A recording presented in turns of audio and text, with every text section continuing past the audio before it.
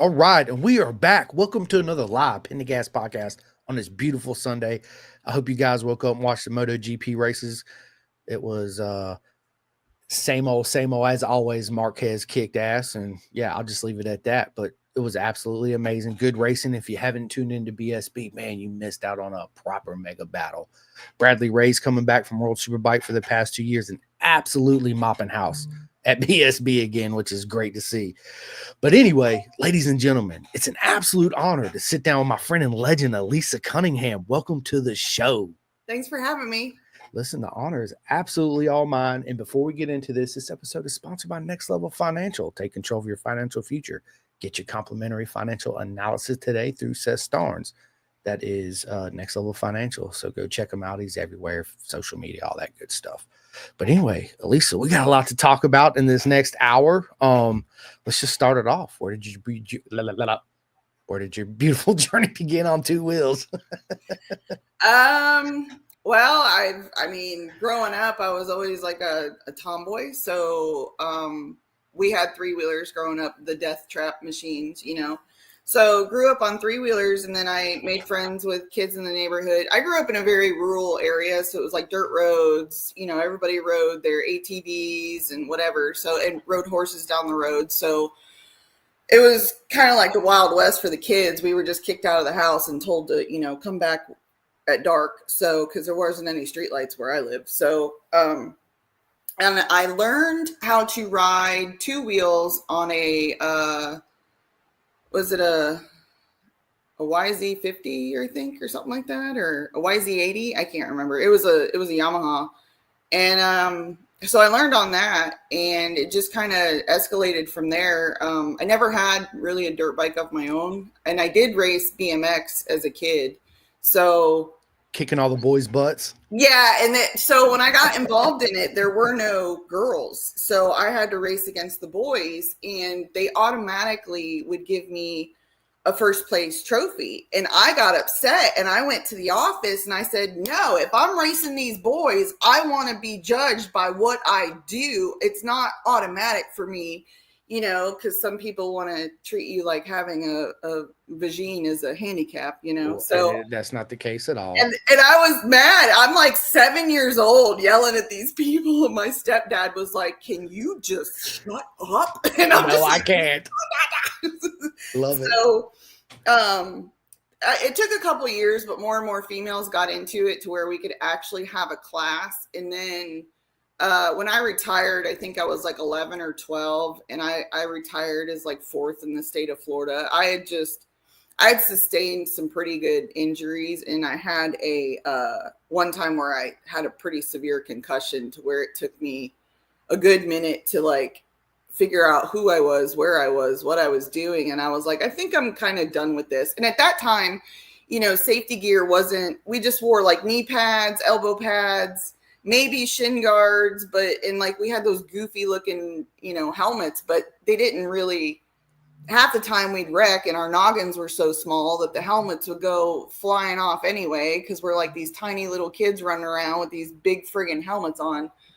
So I quit doing that, and I just concentrated on school. I was always like volleyball, softball. I guess you could say I was a jock, and then I got into music. So I started doing like piano lessons and stuff, because I always had to do something. I can't be I'm not one of those people that can just sit around with idle hands. So, and then when I joined the military, I like that how you said I retired from BMX racing. Yeah. Like I stomped, I kicked ass, dropped mic, I'm out, bitches. That's exactly what I did too. I was just like, I'm done. I think our finals were like in Sarasota or something like that. And like we had this big award ceremony, and they gave me the number 4 plate in this trophy that was bigger than me at the time. It was just this huge thing. And as a kid, it's super special, to see all these people, and they have this award ceremony for you, and they give you this number plate. I was like, man, this is so awesome. But I also knew it was putting a financial strain on my parents, you know what I mean? So I saw that, and I didn't want to continue to do that to them, because granted, they always made sure that myself and my sister had, if we wanted to do something, they were going to do whatever they could to make it happen. But I was the oldest, so I heard and saw things, you know what I mean? So I was like, because traveling, the bike is expensive. Then you got to travel to these races, and it costs money, fuel and food and time away. And I saw the strain it was putting on my parents. So I was like, when they asked me if I wanted to continue doing it, I was like, no, I think I'll just stick to, because playing like volleyball and softball at school didn't really cost a whole lot of money. You could kind of deal with hand-me-downs or share bats with, friends, or, they did have like a pool of gear that we could like choose from or whatever. But even then it's like I don't know, it was just something. I kind of was done with it after a while, because it was just like it got, I don't want to say boring, but it was just repetitive, because we only went to like one or two tracks. We raced at like Okehele down in West Palm Beach, and we rarely really traveled too far. But it just kind of got, now it's a lot bigger. I'm kind of glad to see that BMX is making a comeback, which is pretty awesome.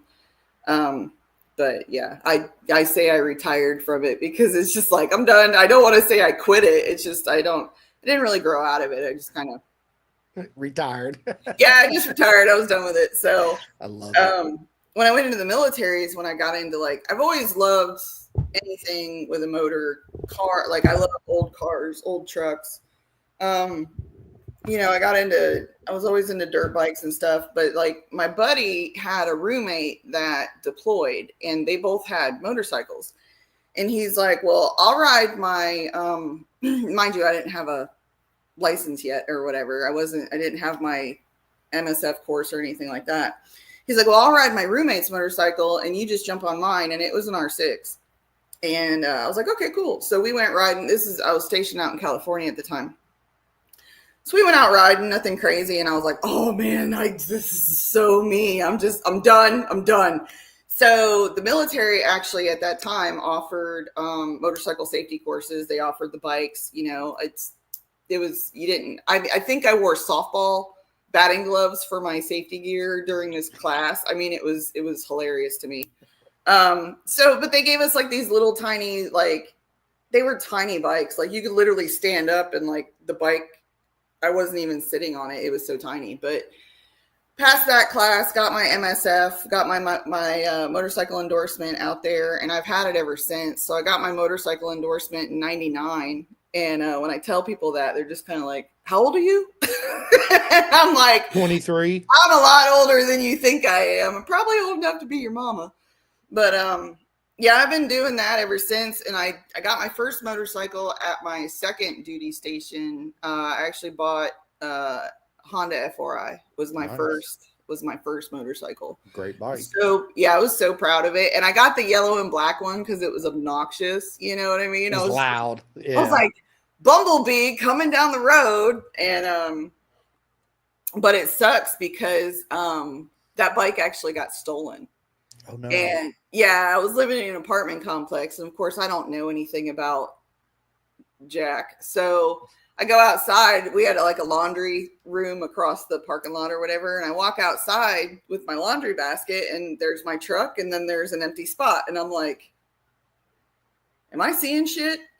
So like, I was like, I know I came home and I know I parked it there. So yeah, they ended up finding it like 8 months later. The guy was riding it to like the store with like a stolen tag on it. They had painted it with a paintbrush white, and like the cops. So, but insurance, I had insurance on it and I had Gap on it. So they had replaced the bike. So when law enforcement called me and they're like, do you want your bike back? I'm like, that belongs to insurance. They bought it. It's whatever. But I guess they had put like nitrous on it and they were street racing it and all kinds of weird. That was back in like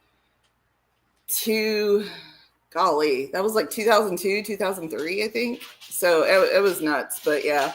So I've pretty much had motorcycles ever since then. Like I was fortunate enough to have friends that had motorcycles before me to let me kind of learn and whatever. But I've always been in love with like Yamaha and Honda just because like ergonomically, that's what fits me better.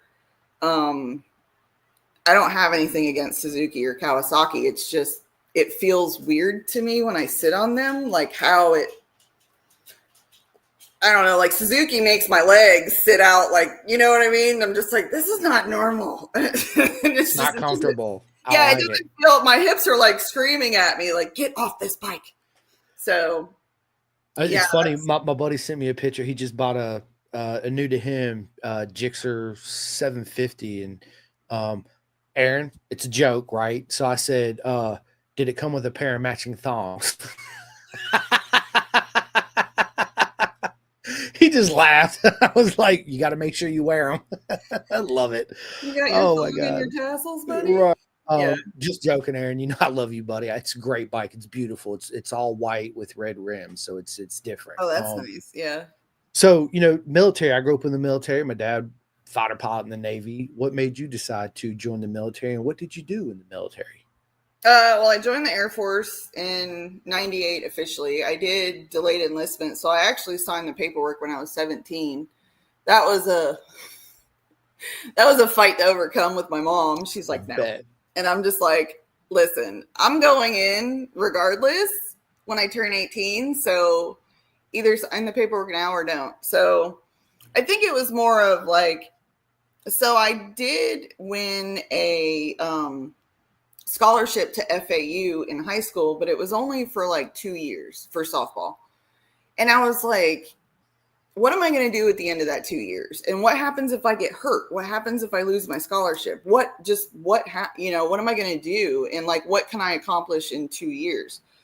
And I was like, I kind of always wanted to join the military since I was like 8 years old. Like that, I already knew that's what I wanted to do. So I was like, do I go to FAU and then go into the military? I don't know. It was one of those things. And I'm a firm believer that you have to get out of where you're from and go experience life and go do things and get, and then if you want to come back, that's fine. And it may not be true for everybody because there's some people that grow up in a small town, take over their family business, and they do great. But like more times than not, you see that people who never leave where they're from or their hometown, it's like they don't do anything. They don't see anything. They don't leave. And I'm just like, I don't want that to be me. So I wanted to join the military just to get out of where I was and experience, get some schooling and stuff like that. So I actually went into financial management, comptroller. And that's what I did because I chose a job. And that's what I tell these kids now when they're like, oh, I want to go in the military. I'm like, pick a job that you can do on the outside because being an underwater freaking submarine driver, like that doesn't exist in the civilian world, bro. Like do something that you can make money on the outside. Right. So after I got out of the military, I went into law enforcement. And of course that was complete, whatever, but it just made sense to me. Like that was my next step. So once I made detective, they put me in economic crimes. So that's what I was doing is fraud, money, stuff like that, because that's what my background was in the military, investigating fraud and doing budgets and accounting and all this other nonsense. You wouldn't believe how much money. I mean, I'm sure everybody knows, but like the military is a friggin' soup sandwich when it comes to money, and like tracking it all is just like, oh, make your head spin, and there's like monthly and quarterly and yearly audits. And I mean, it's a lot of money to track. It's freaking ridiculous. I ended up deploying in 2003 and I'm in charge of the money. Right. And I think within like my first 6 days in country, I had already authorized like $7 million. And I'm just like, but that's a drop in the bucket because how expensive is, war, it's super expensive. But here I am just signing my life away. Like, oh yeah, you need a tanker? Cool. You need that. Okay, cool. You need how many gallons of JP8? Okay, cool.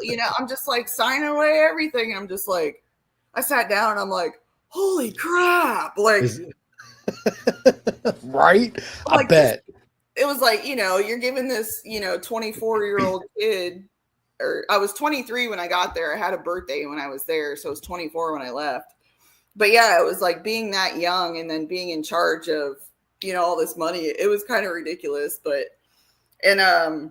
I learned a lot being over there, just not even just the experience itself being deployed, but being in a foreign country where you're hated just for existing. Yeah. That was hard for me. And then compound that with being a female, because females over there are viewed in a whole different light. So that I struggled with that a lot because, I try to shut my mouth when I can, but half the time my face has closed caption, whatever. But you're in the military, you're representing the United States of America, you're representing the United States Air Force, you want to be, calm, professional, whatever.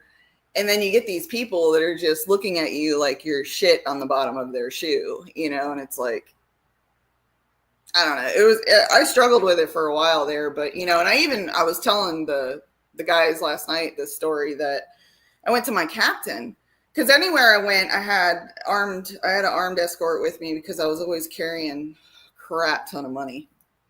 And I had an interpreter. He was a Marine Corps. And we would go to these contractors, because you're on the other side of the world. You can't just bring your manufacturing, whatever. So you get a lot of stuff from these contractors or whatever.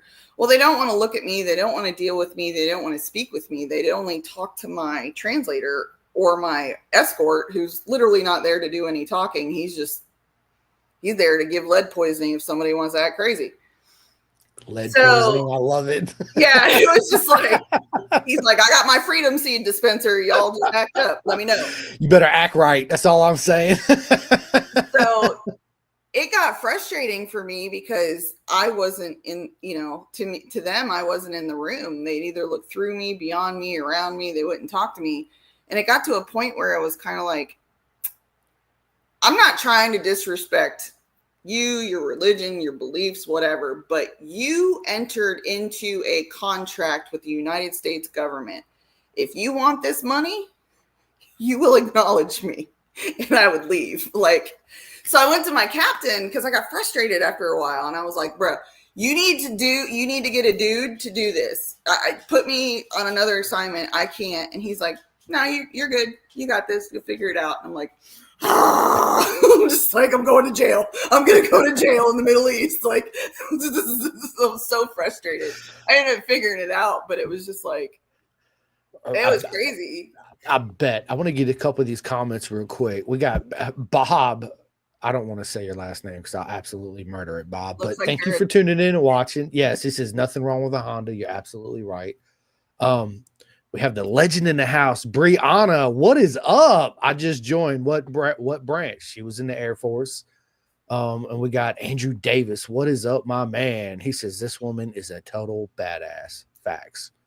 Absolutely. And Brianna again says this woman seems like a badass. Oh my God. And closed captions, ha ha ha. That made me laugh out loud. Me too. That was fucking awesome. I love it.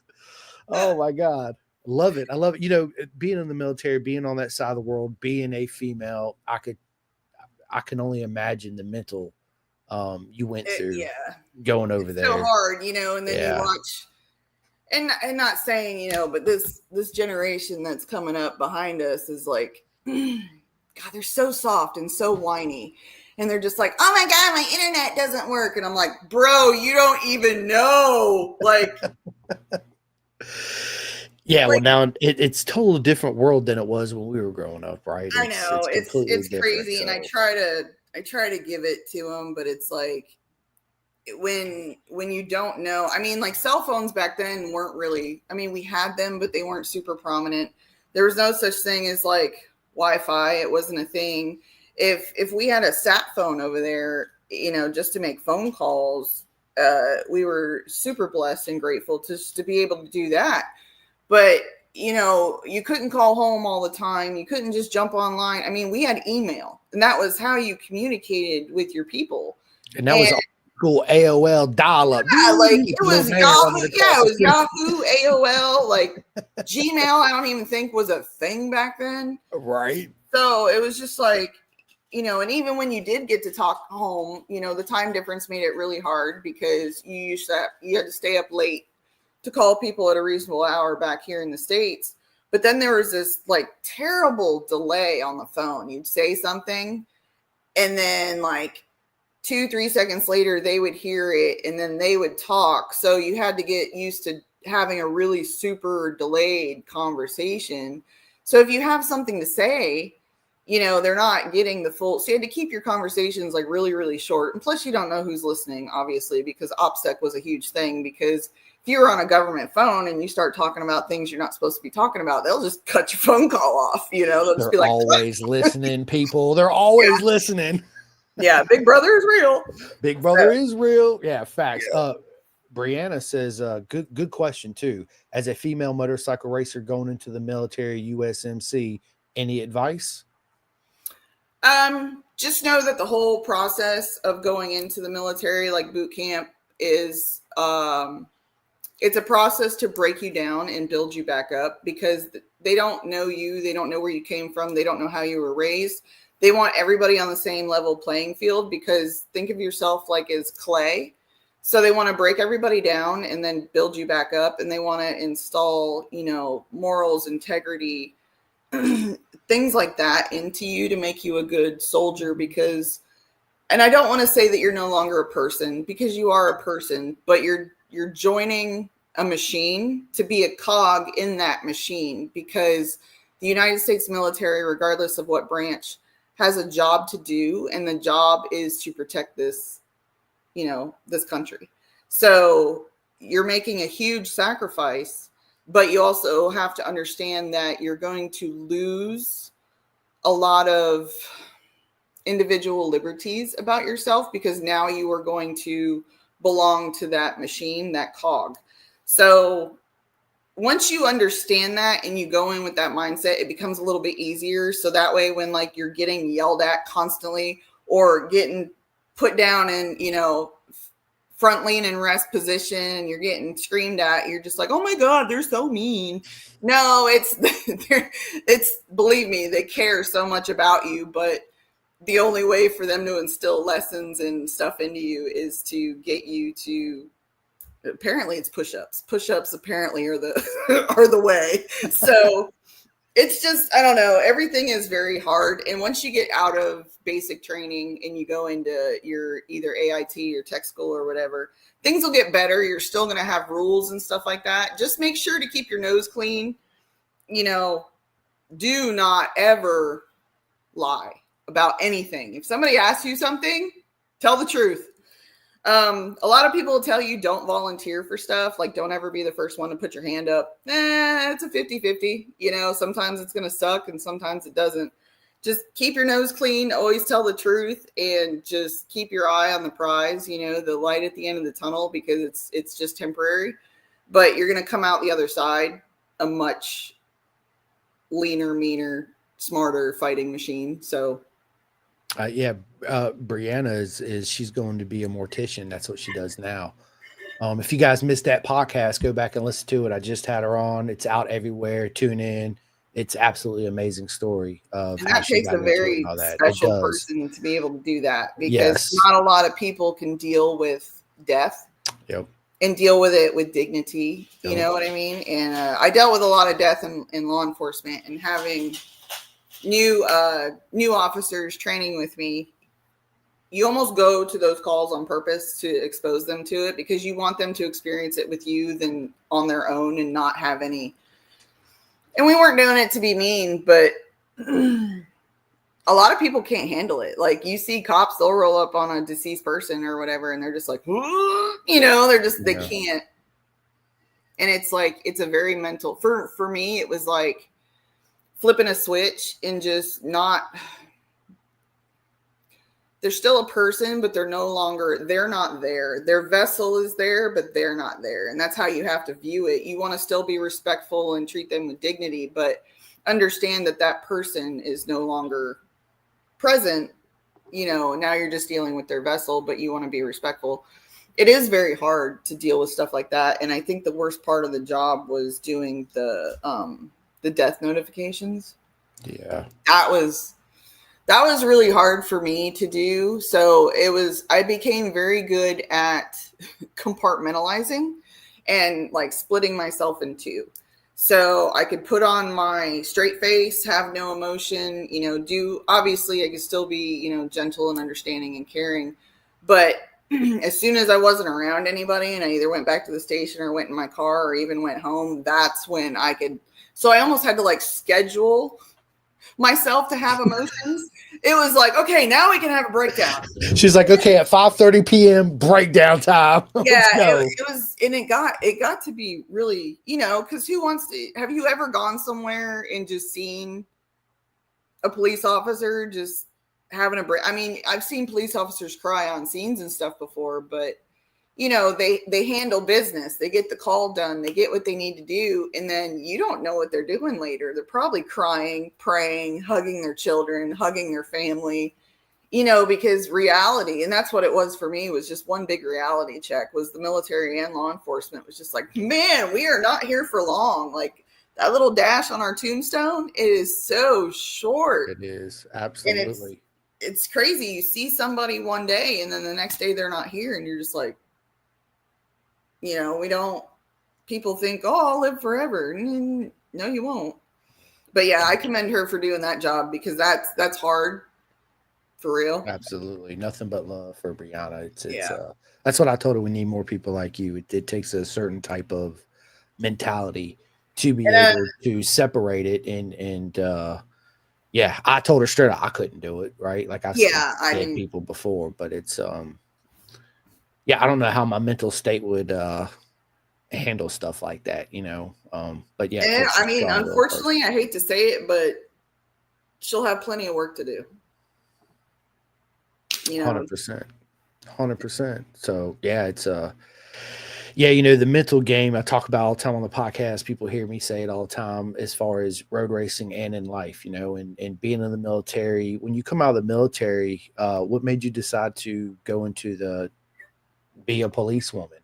Well, the military getting out of wasn't really my choice. So I was the medical evaluation board got a hold of me after I got back from the Middle East and said that I was no longer deployable, which to me was absolute crap, but whatever.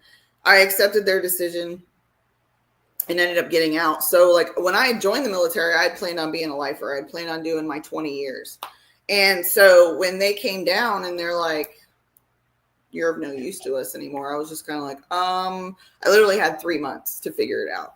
So I called my mom, who was living in Apopka at the time, and I called my mom and I was like, they're not going to keep me and it's going to happen quick.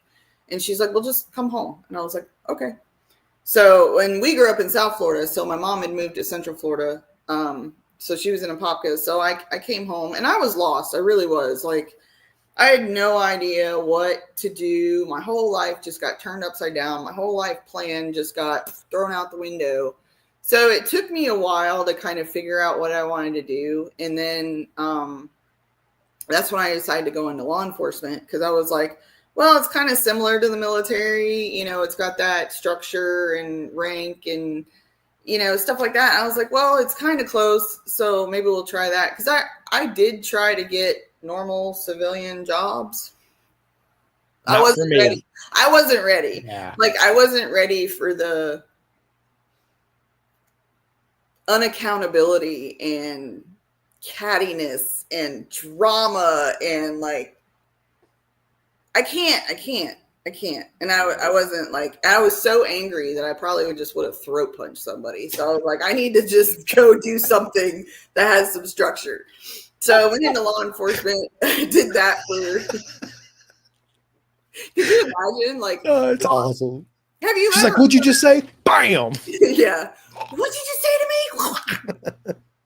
Have you ever heard the saying of, veterans never rejoin society because they were never a part of society? So that's why we struggle when we get out, because we don't know how to be normal. It's like we're used to being just very brash and upfront and get the job done, mission first, fuck your feelings. Let's just, you know what I mean? And now we live in a world where it's like, oh my God, you said that, you're so mean. Like, go You away. hurt my feelings. I Fuck can't. your feelings. Yeah. So a lot of times I'll just be like, and I walk away because I'm like, I can't. Because like I said, I can shut my mouth, but my face is just like full of captions like, what the fuck are you talking about? I can't. Look, my face is so bad. So I'm like, the only way I can shut both of them up is to leave. So yeah, I was in law enforcement for 13 years. I did 7 years on road patrol before I kind of got tired of it. And then I put in my resume to make detective. And when the captain saw that I had financial investigation and fraud and whatever on my resume, he's like, why didn't you put in for this earlier? And I was like, I wasn't ready. Like, I don't know. I was having fun chasing crackheads, dude. Like, throat punching crackheads is awesome, right? What are you talking about? Well, I did get certified in traffic homicide investigations, so I did that a lot too, because I liked all the things that nobody else liked. I liked DUIs. I liked traffic homicide. All the stuff that was like nonstop paperwork and hard, and I liked that stuff. So all the other officers were like, "Oh, you want to?" And they run away, and I'm just like, "Oh, sweet," like I don't know. I liked all the hard stuff, so and I gravitated towards that. And when I was kind of done with, I don't want to say done, but I felt like I had learned what I could on road patrol to make myself a good officer is when I put in for criminal investigations division. And when I did that and they found out that I had financial background, they didn't have like an economic area. So they were like, I became the freaking, that was it. Like I was the economic crimes detective for the department. And that became very overwhelming. They did have a guy there that was doing it, but he was also like on SWAT. So he's like stretched super thin. So he was kind of their go-to guy. But then I became like the one-stop shop for everything. And it got really hard after a while because it's like fraud is so just prevalent, man. It's like, you think and then go ask a police department how many fraud cases they get a month. It'll just blow your mind. And then multiply that by every city in every state nationwide. And it's just like, how do y'all deal with it? It's craziness. So I did that I was a detective for 6 years. And then I got out in 2018. So I think I got out at the right time. It was right when like the climate was shifting towards law enforcement. Like there's always been supporters, but it felt like law enforcement had a target on them. And it was almost like open season on officers and deputies and troopers. And it's not that I was afraid of that happening, but I could see the shift in society and in my town and how people talked to us and treated us. And it got to a point where people, I don't want to say no longer feared us, but they no longer respected us. And it got so bad to where if I'm on a call and I'm talking to somebody, they're just like cussing me up and down and just da, da, da, da, da, da, da, da. And then like a deputy would roll up because, they hear us on the radio out at this address or whatever. They roll up and then they respect them, but not us. They didn't respect the city cops, but they respect the county deputy. Well, because the county had full on permission to baptize people if they needed to. We didn't have that permission to handle business and do what needed to be done. So then, everybody lost respect for us. And it's like, you shouldn't fear law enforcement, and we're not the bad guys, obviously. And like, why are you calling me anyway if you're not going to listen to what I'm saying? Or, if you don't like cops, call a crackhead. I mean, that's if you're all FTP, then go call a crackhead. I mean, I don't know. My heart wasn't in it anymore. So I got out of it. I just felt like everything had changed, like it was. And that was the time where like everybody was putting a camera in your face and everybody was posting those little snippets.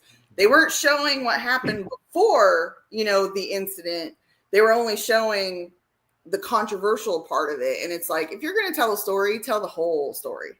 So, of course, that's when like body cams became mandatory in a lot of departments. We already had cameras in our cars and we were all mic'd up and everything like that. But it just became a fight to do my job, so Yeah. it's like I was kind of done with it.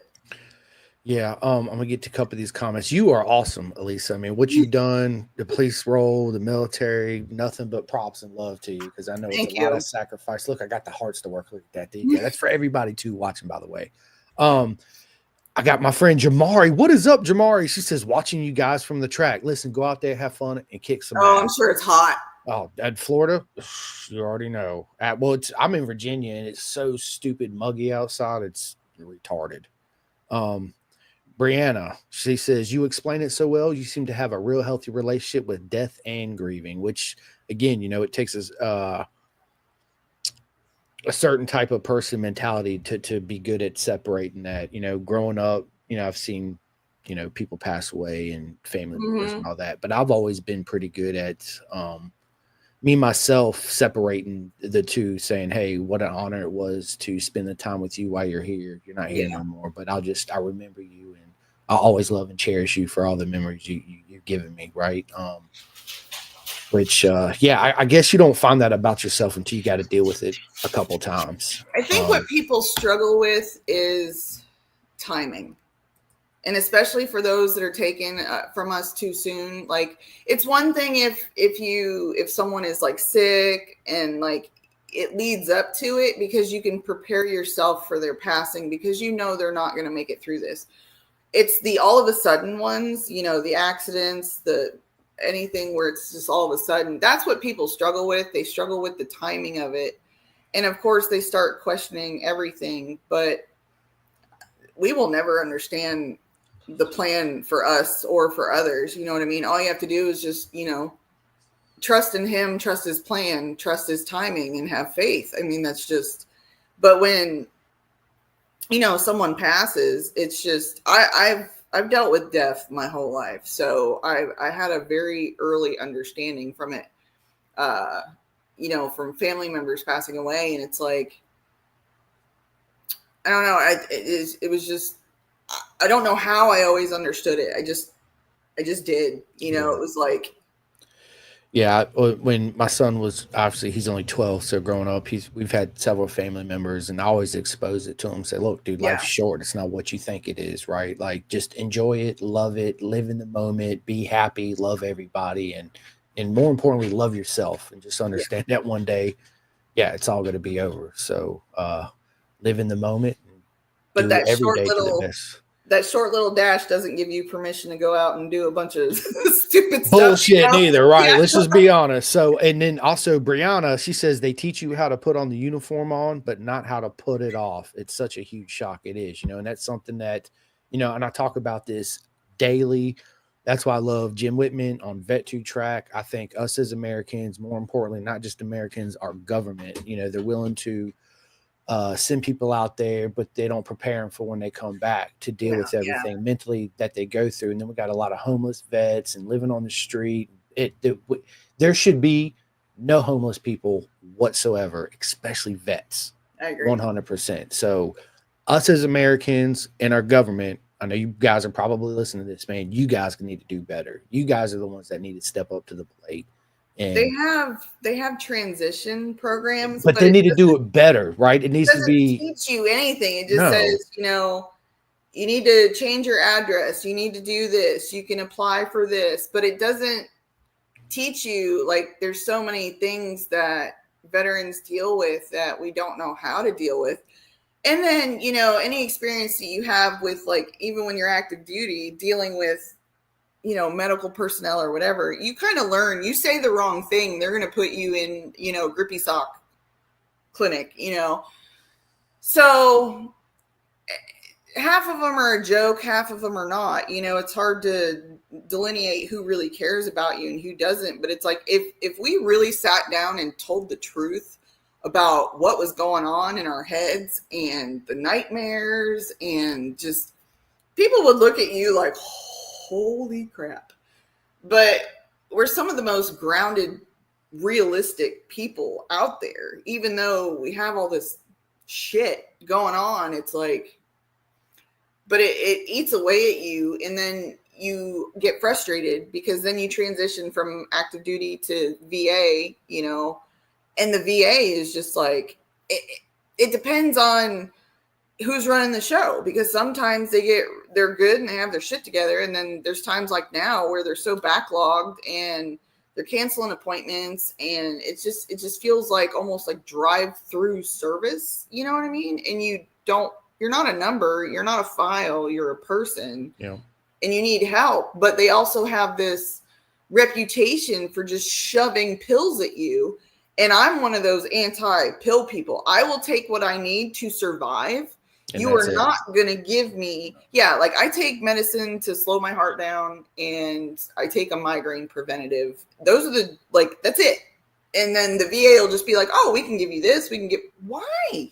Can we find another way? So, it just, it gets super frustrating. And then veterans get labeled as, unhinged and unstable and crazy. And it's like, I don't think people understand like PTSD, like for real PTSD. I don't think they grasp it because they haven't experienced any trauma, or prolonged trauma. It's not just being in a different country and being around foreign people who literally hate you and want to kill you just for existing. It's the things that it's just everything as a whole, and God forbid you experience any kind of combat, stuff like that. Like, I think the most trauma, well, there was two things that happened when I was over there. They actually tried to shoot down my plane. I was flying a mission, and they tried to shoot us down. I was on a C-130. And so C-130 is a cargo plane. It's not really, it can take passengers or cargo, but if you've ever looked in one, it just has like net cargo seats. They don't have like seats. So it was sit your butt down in the net and we'll let you know when we land. And we're coming in for a landing, and they tried to shoot us down with an RPG. And if you've ever, you need to YouTube or whatever, evasive maneuvers for a C-130, and then imagine being inside that joker while it's doing it. And when I tell you that I'm pretty sure I shit myself, it was just kind of like, facts. All I did was so in the net, I took my arm and I just wrapped myself in the net as much as I could, just embracing myself. And then we go, and I'm like basically looking straight through the other side of the window. We're just like, I'm looking at the ground, and I'm like, this is how I die. We're going down. I'm going to die. And then, because you can't hear anything. It's so loud. The loadmaster's got his things on, and he's freaking out because he's trying to make sure everything's secure and whatever. So I literally made my peace right then and there that I was not coming home. That was just, and that it wasn't like it was a dangerous mission. We were just flying into another country so I could, offload some cargo and pay a contractor. And I was supposed to go back to my servicing base. And I ended up getting grounded for 3 days. And my dumb, I didn't pack a go bag because I was just like, oh, it's just going to be a quick hop and come back. And I ended up getting grounded for 3 days because the air was so hostile. And that was a learning experience. So now people are like, why do you bring all this shit with you? I'm like, you don't even understand. You have no idea. None. I'm bringing 15 pairs of underwear, 10 pairs of socks. I am ready. I learned my lesson to always have my shit with me, And then we actually had a chemical attack on our base. And that was scary because they run you through the drills of putting on all your mop gear and all this other stuff. But when the alarm goes off and now it's real, it's no longer an exercise, you're just like, oh God. Because we were always told then that, chemical warfare chemical and biological were the biggest threats to us. They're like, yeah, they're going to throw bullets and missiles at you. But, chemical and biological are the biggest threats to you right now. So you need to know how to put your stuff on and do it correctly and do it quickly. Fast, yeah. Because exposure to some of that stuff, it's 10, 15 seconds. Your lungs are fried, or you're covered in blisters, or you're bleeding and liquefying. You know what I mean? So when that happened, they actually had infected a rat with the bubonic plague and tried to get it into our into our perimeter, but our chemical sensors actually got it and went off and warned all of us first. So, but they actually ended up finding it and whatever. But like, bro, you're trying to kill us with shit from the dark ages? Like, come on. Yeah. It's just craziness. Like it's just, yeah. And then you get out from that and you try to come home and it's like, how do you cope? How do you be a person? How do you be normal? You know, and then it's like, I don't know, it was hard for me. I think being in law enforcement kind of helped me a little bit. I still compartmentalized a lot and I never really dealt with a lot of things, but law enforcement more pushed for mental health because of the daily things that we saw in a lot of the death and officer involved shootings and stuff like that. And a lot of officers, just like military, are prone to alcoholism and drugs. And we don't know how to cope in a healthy way with our shit. So a lot of people drink or they abuse painkillers or something unfortunate happened to them and they got hurt and got addicted to painkillers. You know what I mean? That was the other thing. The opioid thing was huge and it was still is. Yeah. Law enforcement and military were not exempt from that. So 100%. Unhealthy coping mechanisms, but law enforcement did kind of push mental health a little bit more than I ever heard about it in the military. You know, the military, I was in the age of don't ask, don't tell, suck up and deal. You know, that was the age that I was in. And so we had an EAP program, employee assistance program when I was in law enforcement.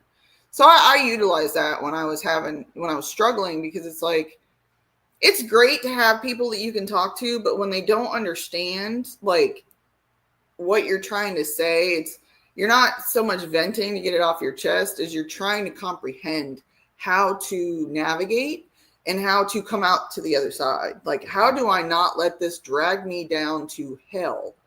How do I expel this from me, deal with it, process it, and then move on in a healthy way? That's what you're trying to do. So, you know, the first time I ever sat down and talked to a psychiatrist or psychologist or whatever, and he just looked at me and he's like, you're not crazy. It's just, these are the facts and this is what happened. And that to me was like, oh, thank God, you know, because that's what I was terrified of, was them being like, you're a freaking nut job. Here's some grippy socks and go to, you know what I mean? Like, here's a padded room. Yeah, here's some Ativan. Like, there you go.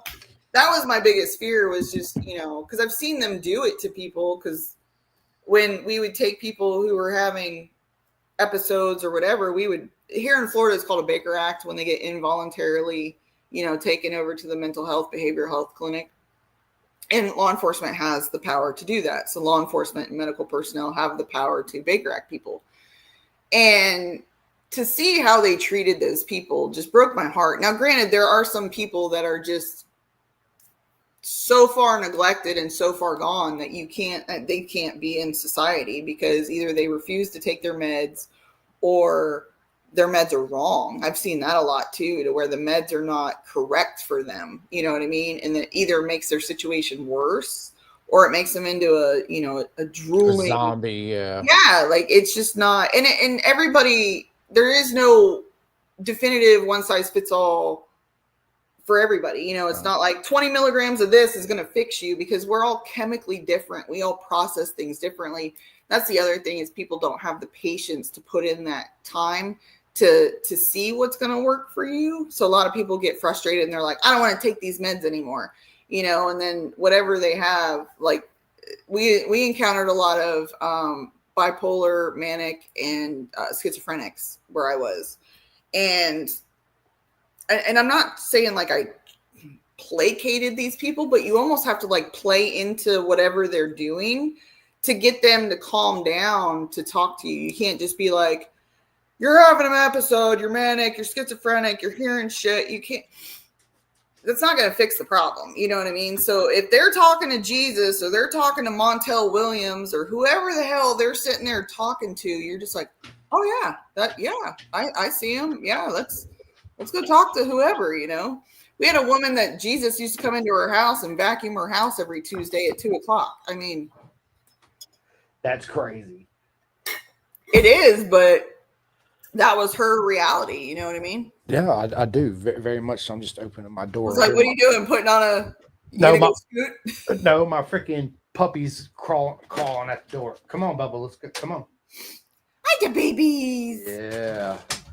Um, I'm a firm believer too that my wife works at the VA, and quite so often, they always try to just put pills on everybody. That's the answer. That is absolutely not the answer at No, all. it's not. And it is for some things, but for For everything, some things, I agree with, but yeah, then they want to, this thing I always tell people, you go to the doctor with shortness of breath. They give you a medication. The side effect is shortness of breath. Why are you even giving me this? yeah, It's a vicious cycle, right? And that's why I'm a yeah. firm believer in Vet2Track. So for all the vets out there, please go to vet2track.com, sign up. His whole motto is curing PTSD one lap at a time. He brings you out of the racetrack, get you on a bike, get you with like-minded people so you can free your mind of whatever struggles you're going through at that moment and be happy in a happy place. And it gives you something else to look forward to being happy again, so to speak, right? And it's So crazy that the track actually, so you would think that this loud place with these loud noises and people, and it would be overwhelming, but it's really not. And I call the track my happy place because it's, I don't want to say it's predictable, but it's almost predictable. Like, there's going to be the loud noises and the this and the that, but the just the attitude of most everybody there, they're so welcoming, they're so friendly. Oh, do you need this? Oh, you can borrow this, or how, it's just so accepting. And track family is literally the best family ever. It's like, I would say majority of the people there will give you the shirt off of their back if you need it. But I don't know, it's definitely helped me for sure. Like, 100%.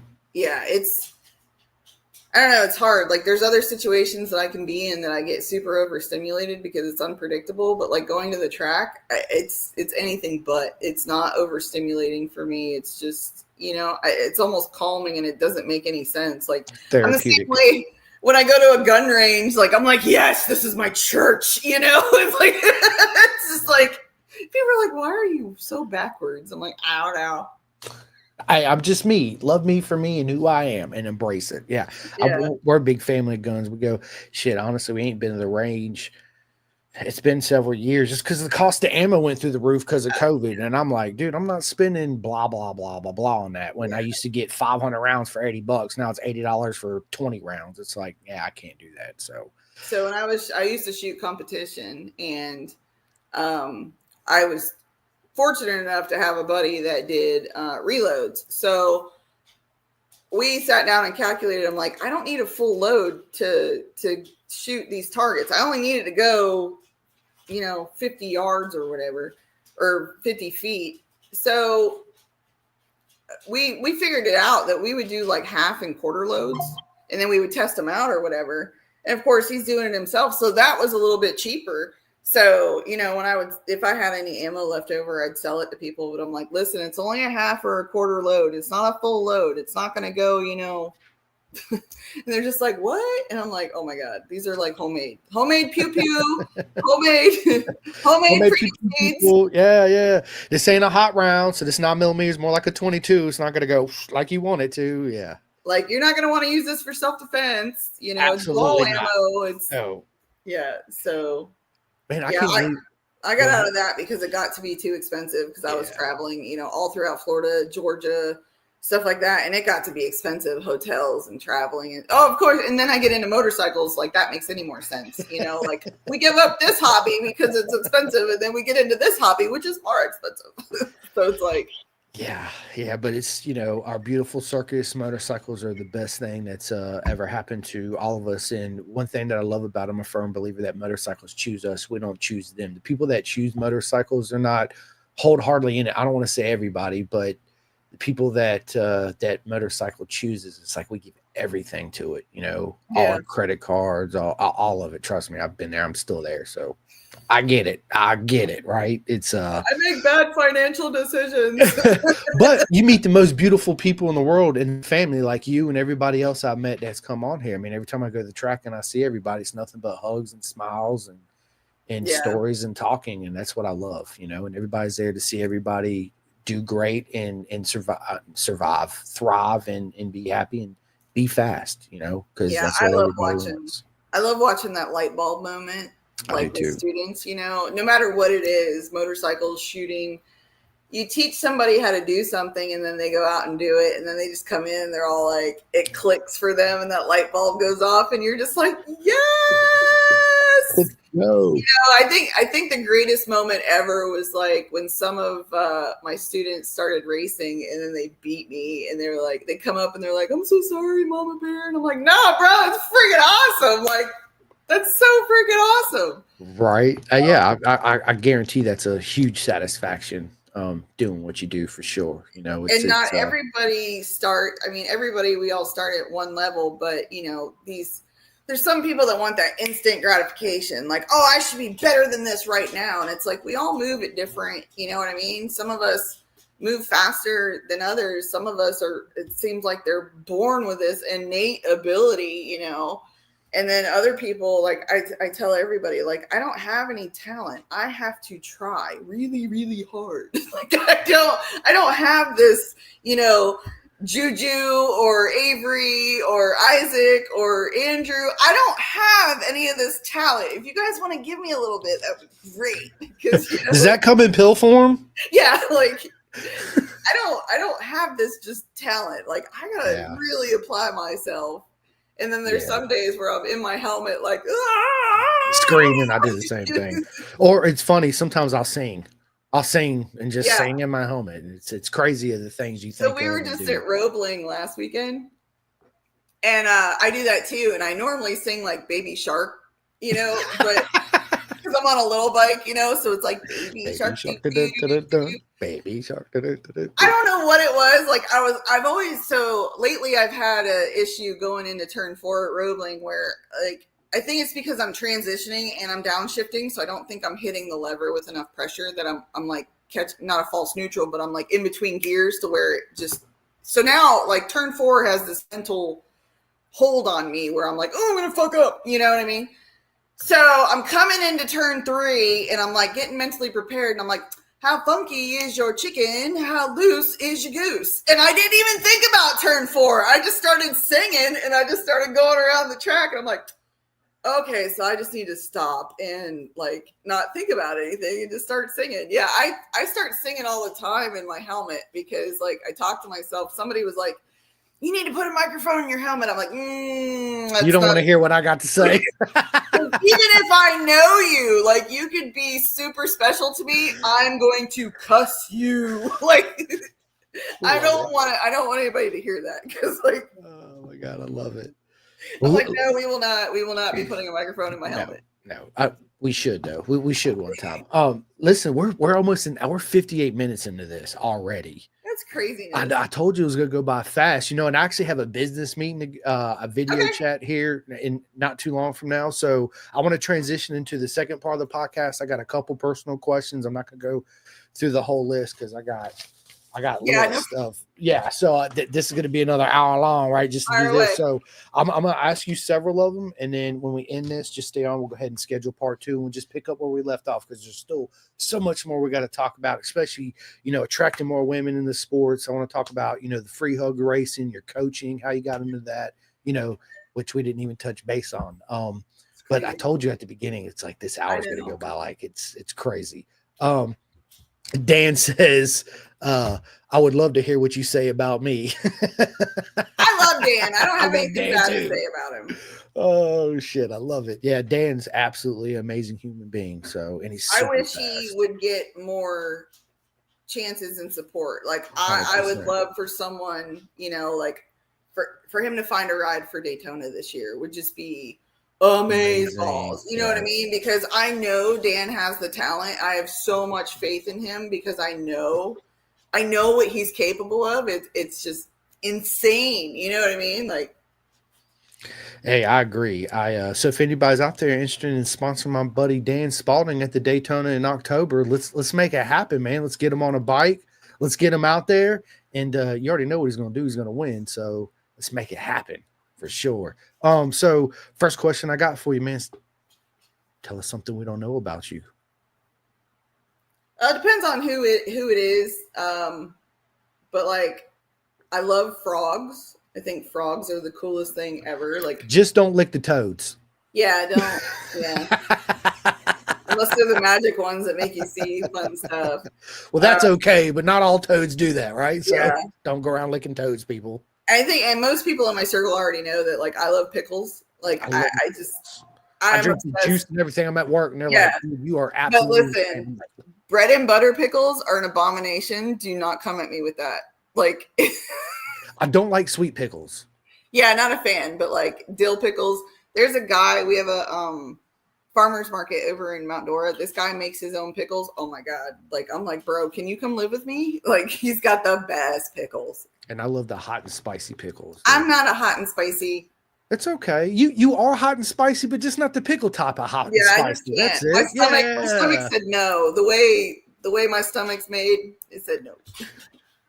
Oh my God. Are you a coffee drinker? Yes. Yeah. Do you cream and sugar, or just straight up? So I make my own creamer. I've always been a cream and sugar girl, but I'm not a whole lot of sugar. But I'm making my own coffee creamer for like the last 2 years, and I noticed that my stomach got better because if you read the ingredients in the store creamer, it's got all this crap in it, like oil. Why do we need oil in our coffee creamer? That's just So I started making my own, and it started getting better because, you know, one of those things of people with high stress jobs is you usually get some form of digestive issues, IBS and Crohn's and diverticulitis, and I was fortunate enough to get diagnosed with one of those things. So I have to be very careful with what I eat because it's like my stomach gets pissed off very quickly, Yeah, and then it pays for it. I'm a big advocate of especially getting younger in ages. I always call it, you got to eat healthy. You got to. I make my own salad dressings. I don't really buy store-bought salad dressings. I stay away from a lot of pasta, and I love pasta. Every once in a while, I'll eat it in breads. And, I tend to look at the ingredients, especially the sodium and all that crap. And I noticed that, since I changed my mind, changed my diet, obviously I lost a lot of weight, and I feel better. I'm more energetic, as I'm not wide open anyway, but yeah, it's absolutely so. Everybody needs to do that nowadays. All the food you go in the grocery store is just fucking so bad for you. Most of it. It's terrible. It's horrible. And that's what's causing a lot of these obesity and diabetes and all this other shit that everybody goes through. Because everything's processed or it's got chemicals in Bullshit it is what it is. I can't have sucralose, aspartame, or saccharin. The chemical sugars. Like I have a reaction to it. And it makes me sick, and it's just terrible. And like I have to read everything because now everything is like, oh, it's sugar free and it's good for you and it's this and it's that, and it's like, no, it's got this in it, so therefore it's not. Another thing too is all the red dyes and the blue dyes. Man, that's just so bad for you. Yeah, it's horrible. So yeah, I feel you on that 110%. So everybody knows that I listen to a shit ton of audiobooks. Do you listen to any audiobooks? I actually read. So I do read. I have a Kindle. I do read, and I just signed up for Audible for when like I'm driving to the track and stuff. So now I can listen to my book. It kind of took a minute to get used to that because I'm so used to. So when I read, I have like a vivid, like I can create pictures in my mind when I'm reading. I can like see what the author is trying to convey. Like I almost create like this little picture in my head. So when I'm listening to the book, I'm almost struggling to do that because obviously I'm driving, so I need to pay attention. So I probably listened to 3/4 of a book so far on Audible, and I'm probably going to end up going back and actually physically reading it because I don't know if I've actually took it all in. Yeah, like I don't know. I don't know if listening to books is for me, but I do watch a lot of podcasts and stuff like that just because, I want information. I don't want just hubbub, like I want actual information. I don't want all this fluff and superfluous crap thrown at me, which is why I don't watch the news, because to me, Yeah, I don't watch the news. It's yeah. So I bullshit. stopped watching the news when I got out of law enforcement. I was like, we're done with It's that. bullshit. Yeah. So, what podcast do you listen to? You can recommend to people, because I listen to all kinds of podcasts too myself. I have a whole bunch of them that I listen to. Obviously, yours is one of them, but anything that's motorcycle related. I think the Moto America one that they came out with is actually, that Pressure to Rise that came out. It's almost like a documentary kind of deal. That one's not too bad. I wish that they would focus on, everybody else in the paddock instead of just the top. 'Cause to me, when you say Pressure to Rise, that's Junior Cup, Talent Cup, making it. Yeah, stuff like that. Right. So.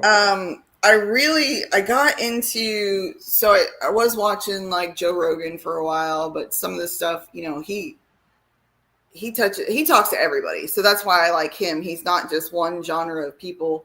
But there was a podcast. Who's the guy that used to do Dirty Jobs? Oh yeah, Mike Rowe.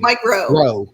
Yeah. So that's how I got started listening to podcasts and stuff. Was a buddy of mine who's a trucker. He's like, hey, I really think you would like Mike Rowe's podcast. And I was like, oh, well, and he has that type of voice that I can just listen to forever. And plus he's funny. You know what I mean? Yeah. So I started listening to his podcast. I can't even remember the name of it now, but it's not Dirty Jobs, people. No, it's not Dirty Jobs. Not but Dirty Jobs. I listen to it too. I got into listening to podcasts was him, because he was telling stories, but they were factual and they were real. Talking to people about topics that really mattered. Sometimes he wasn't always serious, and so now it's like, I don't want to say I'm political because I'm not, but I did listen to like Bongino before he left for the FBI. Like I listened to him because I want information, like I said, but I don't want it filtered and I don't want it sugar coated. Like just give me the freaking facts and whatever it is. And a lot of people out there, I can't stand the name calling. It drives me crazy, which is why like I don't like, is it Steve Crowder that came up or whatever? I don't mind his content, but I don't like the name calling and that drives me crazy. Like you're just feeding into the fire of what you are supposedly against. Yep. You know what I mean? And that to me is just hypocritical, and it kind of drives me nuts. So I go in these waves where like I isolate myself and I don't want to know anything. And then it's like, okay, I'm better now. Like, okay, maybe I can take some more information, because it does get overwhelming in this day and age. There's so much just hate and negativity. And it's just like, oh my gosh, it's so overwhelming. Sometimes it just makes you want to go hide in a hole. Listen, absolutely it does. I listen to Danny Jones. He's a good one too. Matt Beal. There's a bunch of them I listen to. It depends on what mood I'm in. It's just like music, right? Like I want to listen to this conspiracy one because I love conspiracy. It's kind of like music. Like, it depends. It is. It depends on my mood. I'm like, I really like. There's a couple like supernatural ones that are on like Facebook that do. You sound like my wife. 100%. Yeah, I like listening to them. Straight up. She's like, I listen to the crime and the death and the murders and all this, and then she's got her smut and all that stuff, right? Like, yeah, I get it. We have another woman legend in the house. Hey, what is going on? Yeah, Pearly, what is up? She says, riding with Mama Bear is so fun. She's helped me shape my racing career so much, and love that she continues to do that for others in the community. Love the spotlight. Absolutely. And Pearly, this is for you, my friend. I love me some Pearl. Yes, me too. She's awesome. Call her Kung Pao Pearl because she's spicy. She is. I met her at Mid-Ohio. It was a great chat we had, and you guys stay tuned because one day she will come on this podcast, Pearl. We got to get you on. So, yeah, she's absolutely amazing. I mean, dude, listen, Alisa, I love sitting down talking to you. This has been a proper mega podcast. We've had so much fun. I love the energy. I love the vibes. And you, my friend, is proper mega. And I've told you that. Loved meeting you at Daytona and getting a hug. Yeah, that was good times. Yeah, can't wait to see you again and get some more free hugs, right? As I always call it. Yeah, so the rest of the questions I'm actually going to say for part two because I got to get prepared for this business meeting I No got here in a worries. few. So, listen, I'm gonna let you in the podcast. I'm gonna give all my shout outs first, and then I'm gonna let you give your shout outs. Just stay on with me. We're gonna go ahead and schedule part two. First thing I want to say is I appreciate everybody watching this podcast. Nothing but love and support. Listen, it means so much to me. Without Alisa and everybody coming on here, you guys and girls hear me say it all the time. I wouldn't be able to do this. So thank you so much for coming on. If you guys have not yet had the chance, please go hit the ding dings, the bing bings, the doodahs, all that good stuff on all my socials. It helps me out. It really does. And I really appreciate it. Big shout out to Next Level Financial. Bisontrack.com for all your leather needs. It's 2025. People, get you a full custom suit. Take that off the rack suit, donate it to one of your buddies, donate it to a racing org that's getting people coming up in like SFL Mini GP. I got a bunch of people you can actually donate your suit to. Join the herd, bisontrack.com. Big shout out to Chef Eats. You guys can use a discount code Pin the Gas. Big shout out to TST Industries, and they're in Florida, and Bert and them, they are absolutely amazing. Everybody asks where my beanie hats and my soft shell jackets come from. You guys and girls can go to clothingking.co.uk. When you go to the website, it'll say partnership. Click on partnership, scroll down till you see Pin the Gas, and you get all your merch from them. Undersuits. Big shout out to 64 Degree Racing. Tate sent me 2 undersuits. They're my favorite undersuits. You can go to 64 Degree Racing and get one. I got another friend that makes undersuits. Her name is Aliki at venomsport.com. They are absolutely amazing. She made me a t-shirt and sent it to me. It's my favorite t-shirt. So you guys and girls can also go to venomsport.com and get you some proper mega shirts and undersuits while you're at it. Big shout out to SFL Mini GP and my boy Juju out there racing in the British Talent Cup today. I know the race is already over. I have not had a chance to watch it yet, but I'm going to go back and watch it. Let's freaking go, Juju. Anybody interested in signing up for SFL Mini GP out there in South Florida? They got one in Jersey. They got Apex out there in California. Go to miniusasbk.com, sign up. The program is absolutely amazing. You don't need nothing. You register, you pay, you show up. They provide the bikes, the leather, the boots, the suits, the coaching, the everything. Show up and have fun. Big shout out to RD Racing and my buddy Jake Marsh out there in the UK. Vet2 Track. All my vets out there, go to vet2track.com. Flying Eyes Optics for your sunglass needs. Use the discount code Pin the Gas. Roadracingworld.com. I need everybody to go to Road Racing World and donate to the air fences. It's imperative that we have the air fences. If we didn't have the air fences, we're not going to track days. We're not going to races, any of that. So $5, $10, $50, whatever it is, it all helps. And thank you so much for doing that. Big shout out to BTR, Build Train Race Program. It's an absolutely amazing program. So any women out there that wants to get into racing, apply at BTR. It's a 2-year program. They're at the Ridge this next weekend. They'll be at the Ridge. So if you're out there in Seattle, you go by Moto America, make sure you stop by BTR, say hi, get pictures, get autographs. And also all my buddies at CW Moto, stop by there, say hi to my buddy Luca Allen. He's from BSB. He's racing in Moto America this year. So let's fucking go, people. Big shout out to KYT Helmets, K-Tech Suspension, Ghetto Customs for your custom body work. I got 3 friends that make graphics in the industry. You're not going to go wrong by ordering from any one of these.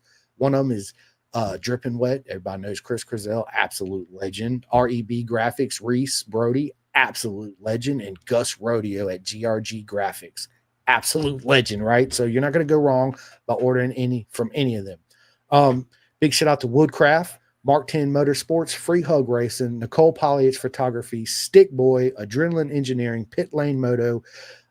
If any of your friends or you know anybody that's been in a motorcycle wreck and had an unfortunate event, whether they lost a limb or they're paralyzed, you can actually get on a bike and still do track days, still race, and still have fun. Go to tbexusaexperience.org, sign up, get back out there and live. Big shout out to, again, all the corner marshal workers. If anybody's interested in being a corner marshal, reach out, hit me up. I'll point you in the right direction, get you signed up, go out there and have fun. And yeah, man, that's a lot. Listen, Alisa, tell everybody where they can find you on social media. Give all your shout outs and all that good stuff. Well, Free Hugs Racing Team on Facebook and Instagram. I think I do have I call it an inmate account on Facebook for when I go to jail. But because people will message me and be like, "Is this you?" And I'm like, "Yeah, it's my backup account." But Alisa Cunningham on Facebook, I love it. Alligator6218 on Instagram. And then obviously a huge thank you to my team, Free Hugs Racing Team. You know, they gave me, they're literally my second family. Yeah, I love them to death. And we're such a quirky group of privateers that it just works. You know, it's just I like, love it's it. the greatest thing when you know you're going to come home with your sides hurting from laughing so much. It's a good time. For sure. And so MV Racing Imperial, Darwin over there, he's been with us from the beginning. He's always been a great supporter. Copper Monster Custom, she's over in Apopka. Kayla Reeves, she's redone all of my seats because a lot of the material, your suit and your seat may not jive together. Either you can't move or you move too much. So she's always recovered all of my seats to make it a very pleasurable experience while riding. So, you know, you're not slipping and sliding all over the place. TST Industries, Bart and the boys over there, you know, great bunch of guys. I recommend them to everybody, whether street or track, because no matter what it is, they can probably get it for you. Bart is a freaking genius, you know. Yes. If you guys missed that episode, go back and watch it. And then I got my buddy Mike over in California, Impact Safety Armor. I wear an air vest now, but when I first started, I just did chest plate and back plate, and I still carry them in my gearbox for if I have any malfunctions or it didn't charge or it won't turn on or it can't find a signal, whatever. Impact Safety Armor out there in California, he does a lot of motocross stuff and stuff for all those kids, you know, and his stuff is great. It's crash tested and it held up, you know, no traumatic injury. Mike out there in California, he's super great. Monkey Works Cycle out in Daytona, Eric Komrowski with Continental. Been with him for a long time. He's great to me. And Cat Swamp Racing, which is Tom Keith, which is my teammate, and his dad. They have a shop. And if there's something that I can't do or I need help with, I'm pretty comfortable with a lot of stuff unless it's motor work, you know, that's outside of my purview. You know, Tom will jump in, and his dad is a wealth of knowledge. You know what I mean? He used to be an instructor over at MMI, and he's a walking encyclopedia of motorcycles, and just you could sit there for hours and not even absorb like a fraction of it. It's insane the stuff this man knows. It's like, can we download your brain? Can I hook a laptop? Speaking of Tom says, Allie talking shit. I missed most of this. Listen, you can go back as soon as I end this and rewatch it on YouTube or my personal Facebook page. Don't go to Pin the Gas on Facebook. Go to Chris Simcoe and Tom. You can rewatch it. You guys wait till tomorrow. Shit. I was giving you a compliment. Right. It'll be out everywhere tomorrow. So yes, thank you for tuning in, Tom. That's awesome. It's funny when you was talking about it, he popped up. Oh, jerk. I love it. Oh my God. Well, listen, Alisa, thank you so much for coming on the podcast. I've had a fucking mega time. No, listen, the honor is all mine. I keep saying it because I fucking mean it. And yeah, you, my friend, is absolutely amazing human being. I love it. We will get to that story. That's something I wanted to talk about, but we will definitely get to the thumbs up story. He says, I'm literally driving, LOL. That's okay. As soon as we end this, you can go right back and listen to it while you're driving. But yeah, on that note, listen, I got a business meeting I got to go to here in a few, so I got to prepare. And yeah, appreciate it. All you guys and girls, if you missed the BSB race, go back and rewatch it. Same thing with MotoGP. And yeah, if you missed this episode, it'll be out tomorrow everywhere and all that good stuff. And again, one last time, thank you guys and girls so much for tuning in and watching, liking, and subscribing and everything. It means so much to me. And I love every single one of you. And on that note, we are out of here. Alisa, is there anything you want to say before we get off? Nope. Just have a good day. Ride safe. That's it. Let's go. And on that note, we'll see you next time. All right, let me end this. Calling all two-wheel enthusiasts, get ready to rev up your earbuds with Pin the Gas Podcast, the ultimate motorcycle racing podcast, hosted by Chris Simcoe, one of our very own excellent leaders here in Roanoke, Virginia. With expert analysis, behind-the-scenes stories, and exclusive writer interviews, Pin the Gas Podcast delivers the adrenaline rush of the racetrack straight to your ears. Whether you're a diehard fan or a curious newcomer, you'll gain insights that will transform how you watch and understand motorcycle racing. On your favorite podcast app, join Simcoe as he takes you on a high-speed journey through the world of motorcycle racing. Pin the Gas Podcast. All right.